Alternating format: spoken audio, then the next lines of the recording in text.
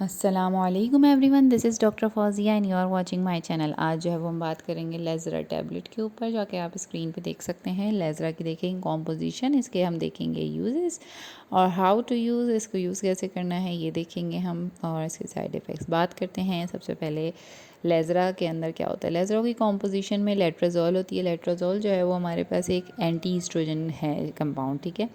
Anti oestrogen मतलब कि आपकी ईस्ट्रोजन अगर बॉडी के अंदर बढ़ जाता है, एक हार्मोन होता है, उसके ख़िलाफ़ काम करती है और हमारे पास जो है वो ट्रीट करती है पोस्ट मीनोपॉजल विमेन के अंदर, जिनके अंदर ब्रेस्ट कैंसर और डेवलप हो जाता है, ये इसलिए भी दी जाती है।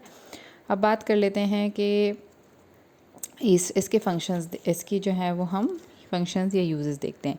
ये हमारे पास यूज़ होती है प्राइमरी amenorrhea के लिए, और यानी कि पीरियड्स आपके बंद हो गए, कुछ ख़वातीन के अंदर माहवारी बंद हो जाती है, इनके अंदर देखते हैं प्राइमरी कॉज हो सकता है, कोई सेकेंडरी कॉज हो सकता है, और दूसरी आपके पास ओव्यूलेशन नहीं हो रही है किसी भी वजह से, और हार्मोनल कॉज होते हैं काफ़ी, ठीक है, उस वजह से जो है ओव्यूलेशन नहीं हो रही है। ये हमारे पास ट्रीट की जाती है।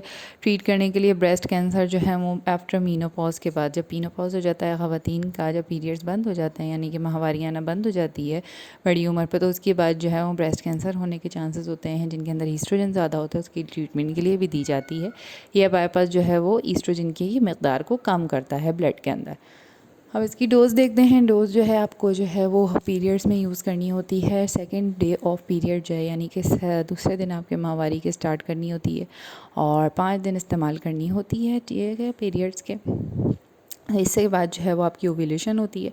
ओव्यूलेशन में ये हेल्प करती है और कंसेप्शन के चांसेस जो है बढ़ा देती है, यानी कि हमल के चांसेस बढ़ा देती है।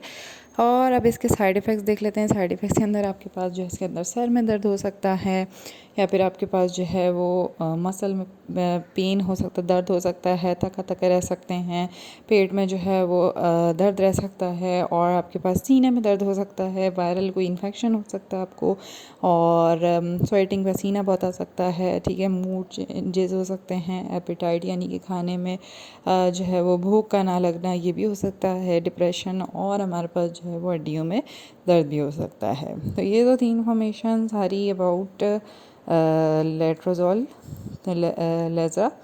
तो अगर आपको जो है वो ओव्यूलेशन से रिलेटेड देखनी है वीडियोस, तो मेरे चैनल पे और भी हैं।